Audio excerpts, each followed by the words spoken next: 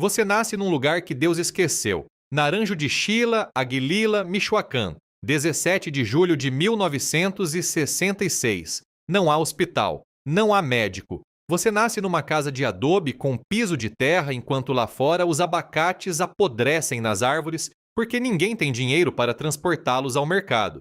Seu nome é Rubem, Rubem Oseguera Cervantes. Um nome que não diz nada para ninguém. Um nome que algum dia valerá 15 milhões de dólares de recompensa. Mas você ainda não sabe disso. Se você ainda é apenas uma criança descalça que come feijão 3 vezes ao dia e que acredita que Guadalajara é o fim do mundo, sua família é pobre. Não pobre de, ai, não nos sobra para o iPhone novo. Pobre de verdade. Pobre de não ter sapatos. Pobre de caminhar 2 quilômetros por água. Seu pai trabalha a terra, cultiva abacate, recolhe o que pode. Sua mãe faz tortilhas e reza. Você tem irmãos. Muitos. Abraham, Antônio, Juan, Miguel, Marim. E em Terra Caliente, os filhos são o único investimento que um camponês pode fazer. Mais braços para a colheita, mais bocas para alimentar. A equação nunca fecha. Você não termina o primário, nem o secundário. As versões variam segundo quem conta sua história, mas o resultado é o mesmo. A escola não é para você. Não porque você seja burro, muito pelo contrário. Você é esperto. Esperto demais para um povoado onde a única carreira disponível é morrer lentamente de fome ou morrer rápido na serra. E você observa tudo. Calcula tudo, memoriza rostos, nomes, dívidas. Você tem uma inteligência selvagem que a academia nunca poderá polir, mas que a rua vai afiar como facão. Um dia você decide que já basta, que Naranjo de Chila pode ficar com sua miséria. Você tem menos de 20 anos e cruza a fronteira. Califórnia, o estado dourado, a terra das oportunidades. Claro, as oportunidades para um mexicano indocumentado sem estudos nos anos 80 são lavar pratos, colher frutas ou vender droga.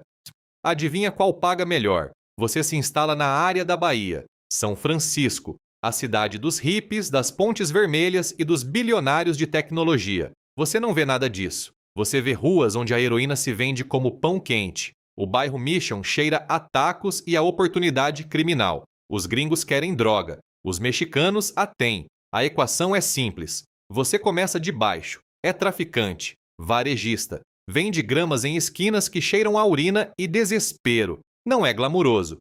Não há Ferraris nem mansões. Há quartos compartilhados com outros 5 conterrâneos, comida de micro-ondas e a paranoia constante de que a imigração te encontre ou de que um viciado te esfaqueie por um saquinho de cavalo. Você aprende inglês na porrada. Aprende as ruas de memória. Aprende que neste país, assim como no seu, o dinheiro abre portas que a dignidade nunca poderá abrir. Sua primeira prisão é em 1986. Posse de propriedade roubada e uma arma carregada. Você tem 20 anos.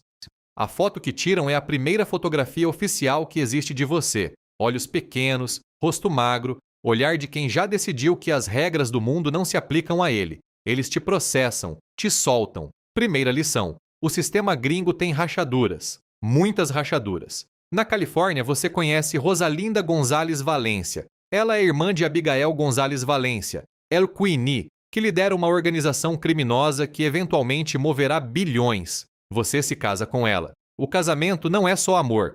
É uma aliança estratégica. Você acabou de se conectar com os Queenies, o braço financeiro mais sofisticado do narcotráfico mexicano. Mas você ainda não sabe disso. Você ainda acredita que está apenas vendendo heroína em Sacramento. Você e seu irmão Abraham vendem heroína a 2 policiais infiltrados. A ironia é deliciosa. 2 camponeses michoacanos tentando enganar o sistema de inteligência mais poderoso do planeta e falhando estrondosamente. Eles os prendem. Abraham recebe 10 anos.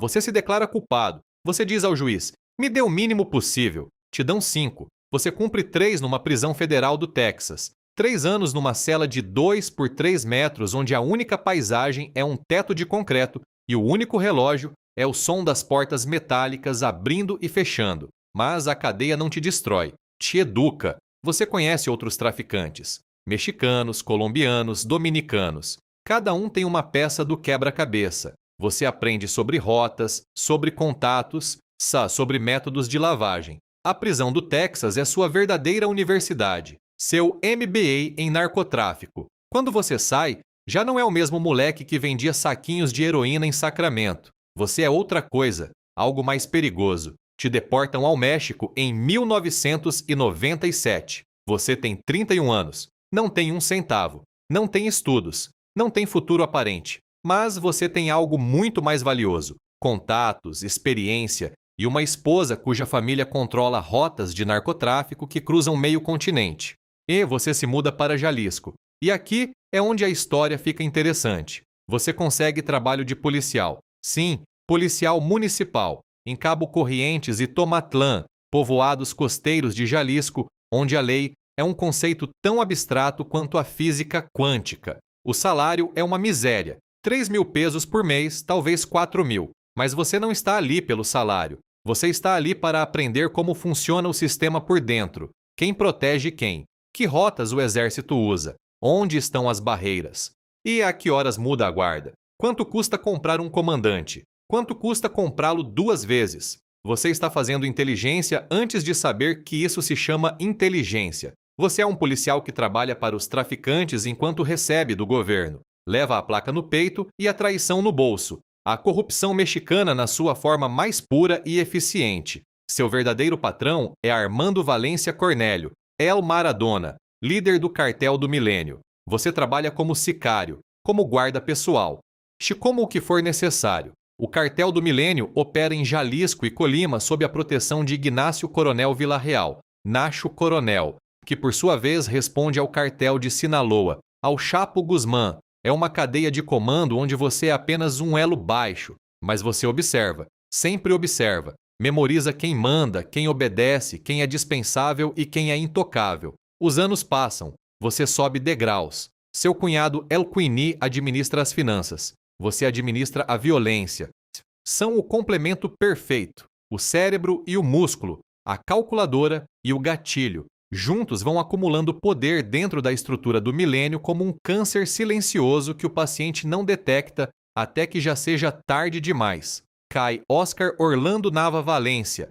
É o Lobo, líder do cartel do milênio. O prendem. 2010. Cai seu irmão Juan Carlos. É o Tigre. 2 meses depois, Nacho Coronel morre num confronto com o exército em Zapopan. Em questão de meses, e a estrutura de poder que controlava Jalisco desmorona como um castelo de cartas num furacão. Há um vazio, um enorme, perigoso e tentador vazio de poder. E você o preenche. Você se alia com Eric Valência Salazar, El 85. Juntos recolhem os pedaços do cartel do milênio e os reorganizam. Nasce uma facção que as pessoas começam a chamar Los Torcidos. Mas você tem planos maiores, muito maiores. Você precisa de um nome, uma marca, algo que inspire terror e respeito em partes iguais.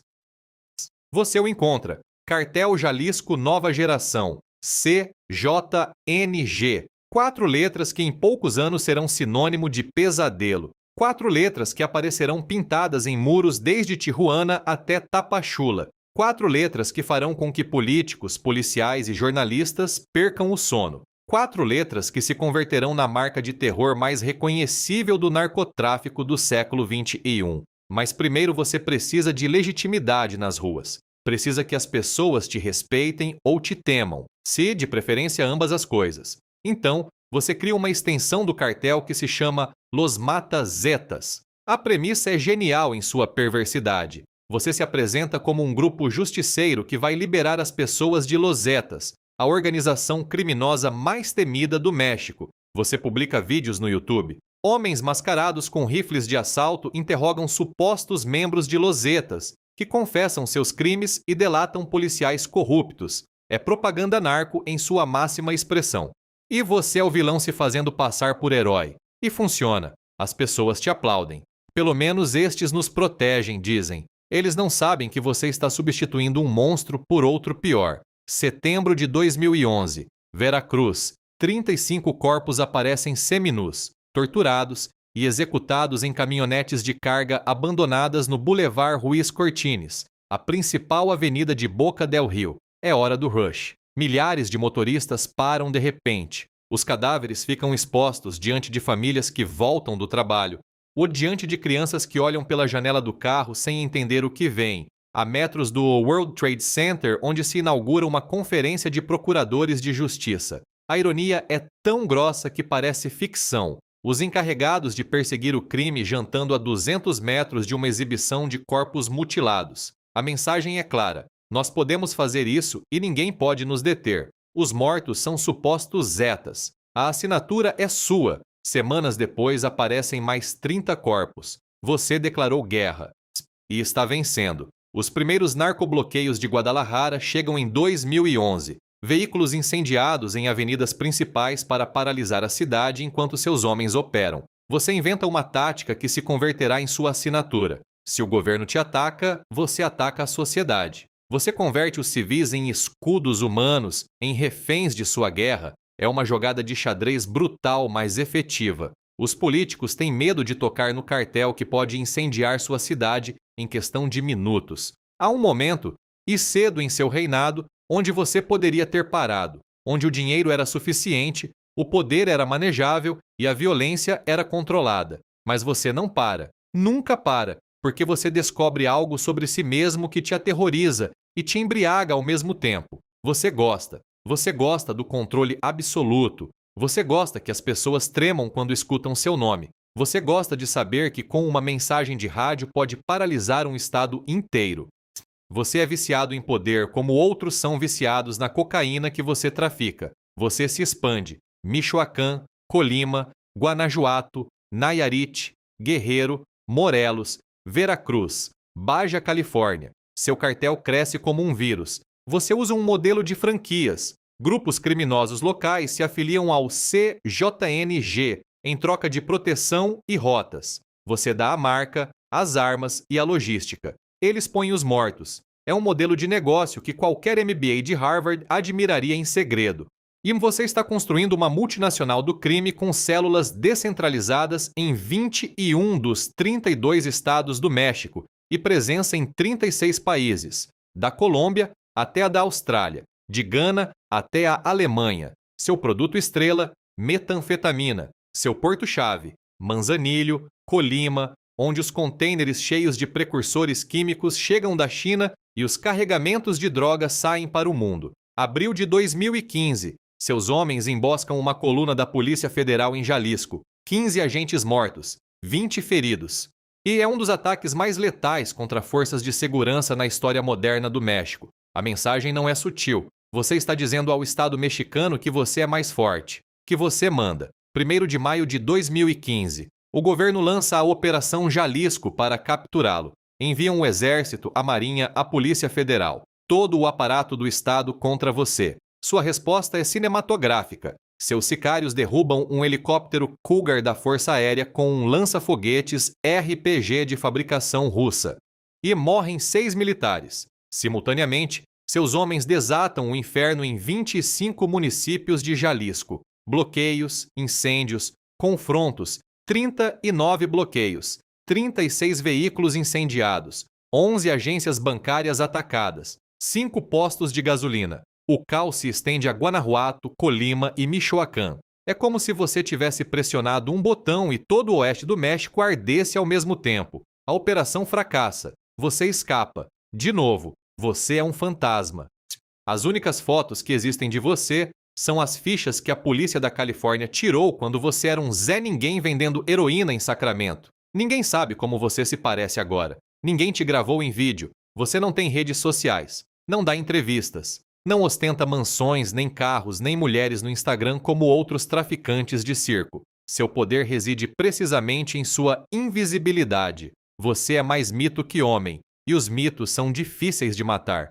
Se sua família é sua fortaleza e sua fraqueza. Os Queens, a família de sua esposa, administram um império financeiro que lava bilhões, mas a família também te expõe. Em 2015, prendem seu cunhado Abigael González Valência. Em 2020, extraditam seu filho Rubén El Menchito aos Estados Unidos. O condenam à prisão perpétua por tráfico de metanfetaminas e cocaína. Sua filha Jéssica Johanna, La Negra, cai por lavagem de dinheiro nesse mesmo ano. Sua esposa Rosalinda é detida em 2021. Seu irmão Abraham C. Donrodo cai em 2022. Seu outro irmão Antônio detido também. Um por um vão caindo as peças de seu tabuleiro familiar. Mas você continua livre. Cada prisão é como arrancar uma extremidade de uma hidra. Dói, mas lhe crescem duas a mais. Enquanto isso, seu império se diversifica. Já não é só droga, é extorsão. 200 negócios pagando taxa de proteção em cada praça que você controla.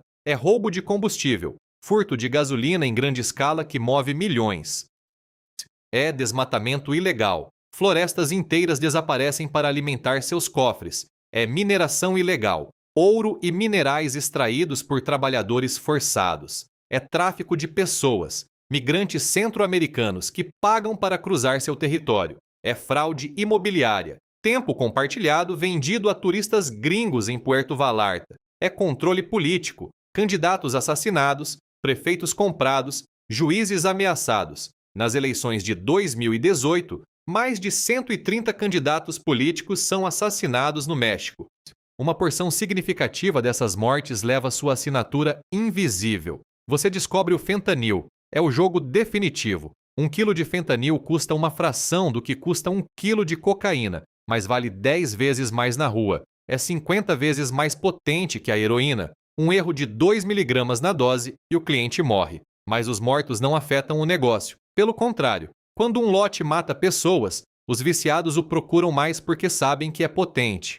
A economia da morte tem regras que desafiam toda a lógica humana. Os precursores chegam da China ao porto de Manzanillo em contêineres etiquetados como produtos químicos industriais. Seus químicos, muitos deles com diplomas universitários em farmacologia, o processam em laboratórios clandestinos escondidos em fazendas de Jalisco. Laboratórios que parecem saídos de Breaking Bad, mas multiplicados por 100.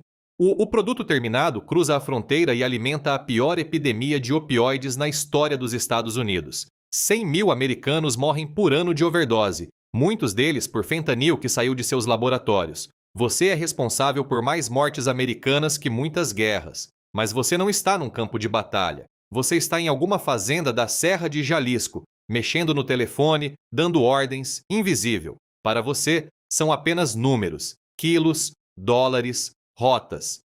Você nunca vê as caras dos mortos, e isso faz com que seja fácil continuar. Seu estilo de liderança é diferente do de outros capos. Você não é o Chapo com suas entrevistas com champanhe e seus túneis de filme. Você não é o Z40 com seus cozidos e seus fornos. Você é frio, calculador, metódico. Você fala pouco, exige muito. Seus subordinados te têm mais medo que respeito, porque você sabe algo que outros capos não entendem. O medo é mais confiável que a lealdade. A lealdade pode ser comprada. O medo pode ser fabricado de graça com uma decapitação bem divulgada. Seus homens filmam decapitações e as sobem na internet. Exibem corpos desmembrados em pontes com narcofaixas que levam mensagens dirigidas a seus inimigos. Dissolvem cadáveres em ácido. Valas clandestinas com centenas de restos aparecem em Jalisco, Michoacán, Colima. Em março de 2025, ativistas descobrem o Rancho Izaguirre em Jalisco, um campo de treinamento do CJNG, onde se encontram os restos de centenas de recrutas próprios que não passaram no teste. Você não só mata seus inimigos, mata sua própria gente quando não cumprem os padrões. É eficiência corporativa levada à sua conclusão mais psicopata. Você constrói um exército. Não é uma metáfora, não é um exagero jornalístico, é literal. E você tem veículos blindados artesanais que as pessoas chamam narcotanques ou monstros. Caminhões reforçados com placas de aço soldadas à mão, com torres giratórias, resistentes a rajadas de metralhadora. São máquinas de guerra fabricadas em oficinas clandestinas por mecânicos que em outra vida teriam sido engenheiros. Você tem drones armados com explosivos C4 que seus operadores manejam com controles de videogame. Você tem lança-foguetes capazes de derrubar helicópteros militares. E você tem comunicações criptografadas que rivalizam com as de agências de inteligência. Você tem uniformes com as siglas CJNG bordadas, postos, cadeia de comando, protocolos de emergência. Seu grupo elite é uma força paramilitar que treina como exército, combate como guerrilha e aterroriza como organização terrorista. Você tem mais poder de fogo que as polícias da maioria dos estados onde opera. Em algumas regiões, você é de fato o governo. Junho de 2020. Você tenta algo que ninguém fez antes: assassinar o secretário de Segurança Cidadã da Cidade do México, Omar Garcia Harfuch. Seus sicários o emboscam numa das principais avenidas da capital. Mais de 400 disparos. Uma arma calibre 50, a mesma que se usa contra veículos blindados. Harfuch sobrevive com 3 impactos de bala. 2 de seus seguranças e uma mulher inocente morrem. É o ataque mais audaz contra um funcionário de segurança na história recente do México. É sua assinatura. Você não teme nada nem ninguém, mas o corpo te trai antes que seus inimigos. Os rumores começam em 2022. Dizem que você está doente, insuficiência renal, que precisa de diálise constante, que te trataram num hospital particular de Guadalajara sob nome falso, cercado de seguranças que vigiavam cada corredor. Narcofaixas em Colima anunciam sua morte. José Bernabé Brizuela Meraz, La Vaca, um de seus leais, supostamente deserta do CJNG, porque acredita que você já morreu.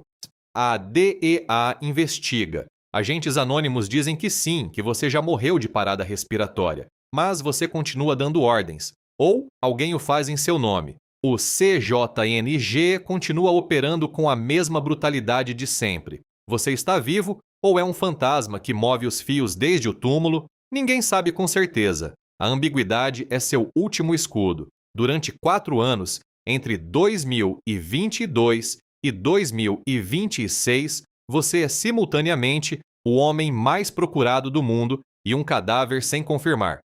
Você é o narco de Schrödinger, vivo e morto ao mesmo tempo até que alguém abra a caixa. E ninguém quer abri-la. Dezembro de 2020. Matam Aristóteles Sandoval, ex-governador de Jalisco, num restaurante de Puerto Vallarta. Disparam contra ele quando vai ao banheiro. Uma mensagem: nem os ex-governadores estão a salvo. Dezembro de 2022. Atacam o jornalista Ciro Gomes Leiva quando volta para casa em seu carro. Sobrevive pela blindagem do veículo. Seu alcance não tem limites.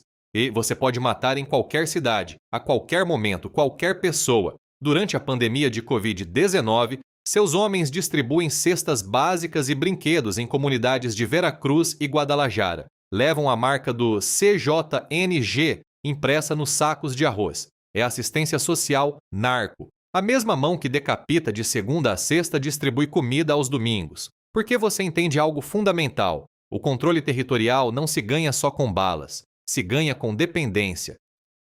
Fazendo as pessoas acreditarem que você faz mais por elas que seu próprio governo. E em muitos casos, elas têm razão. Fevereiro de 2025. O governo de Trump designa o CJNG como organização terrorista. Você já não é só um narcotraficante. Você é o inimigo número 1 da potência mais poderosa do planeta. A recompensa por sua cabeça sobe para 15 milhões de dólares. Cada agência de inteligência do mundo tem seu nome numa lista. Você é o homem mais procurado das Américas, talvez do mundo.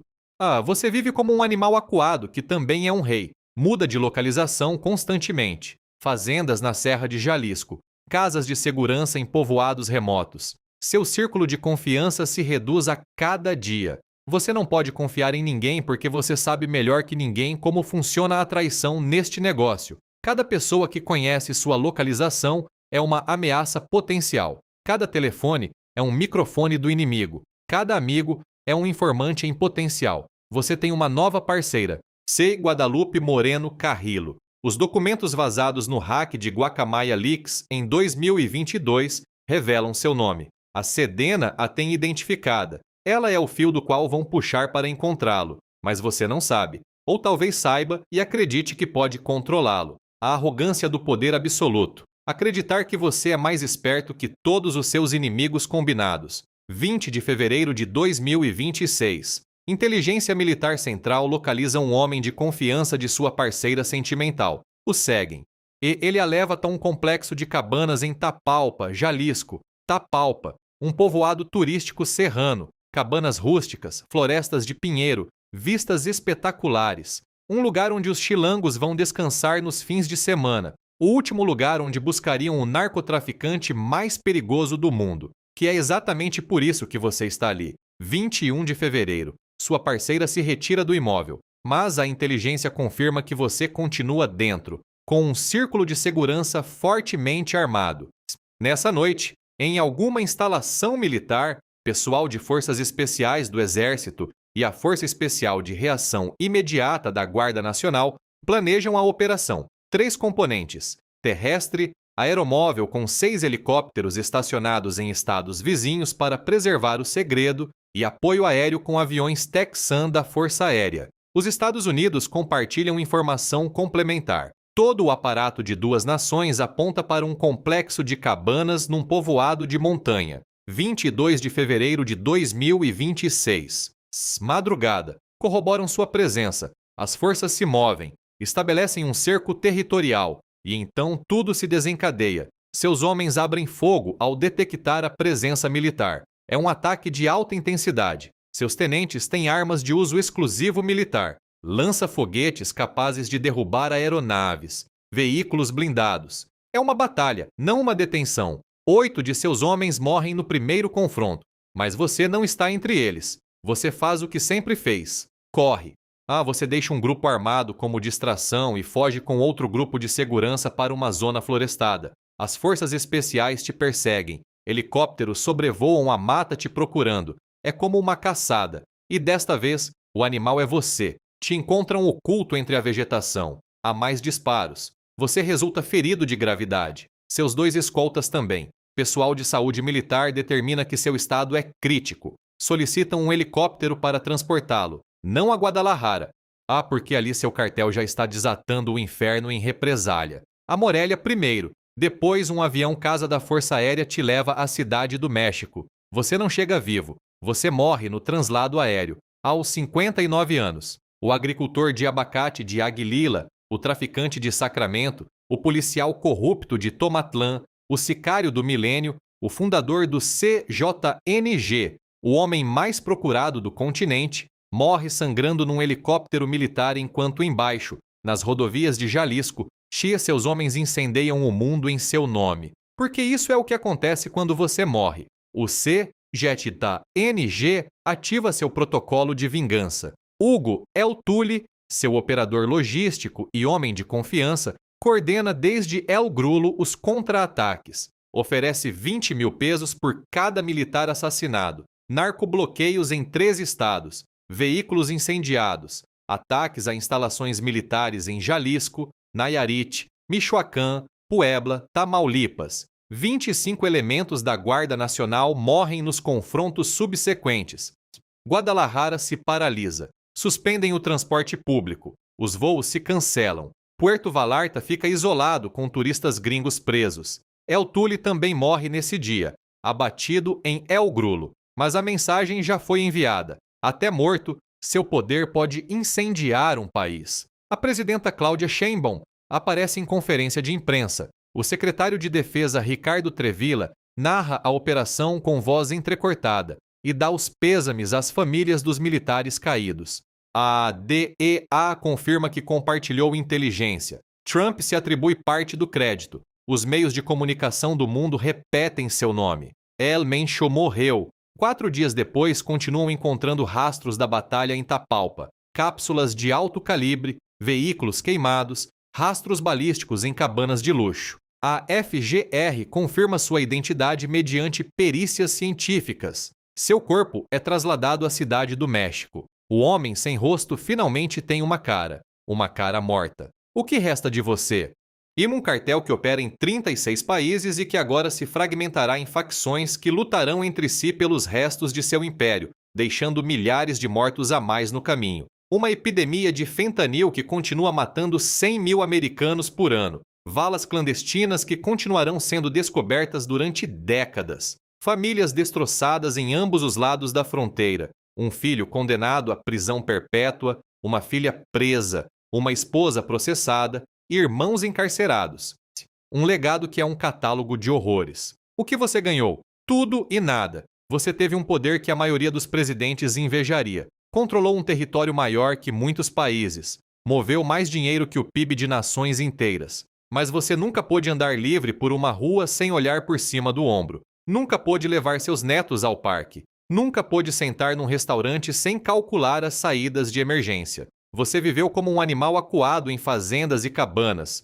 X cercado de homens armados que te protegiam e te vigiavam ao mesmo tempo. Sua vida inteira foi uma prisão disfarçada de império. Você nasceu na miséria de Michoacán e morreu sangrando num helicóptero militar sobre Jalisco. 60 anos de vida, 40 de crime, 15 milhões de dólares de recompensa, milhares e milhares de mortos. E no final, tudo o que o Estado precisou para encontrá-lo foi seguir um cara que levava sua namorada a uma cabana num povoado turístico. O narcotraficante mais poderoso do mundo, o fantasma que derrubava helicópteros e paralisava cidades, caçado por um descuido romântico. Se isso não é ironia, então a palavra não existe. Você era El Mencho, o líder do cartel mais violento da história moderna do México. O homem que converteu 4 letras em sinônimo de terror. O camponês que chegou mais longe que qualquer outro criminoso na história do narcotráfico. E agora você é uma estatística a mais.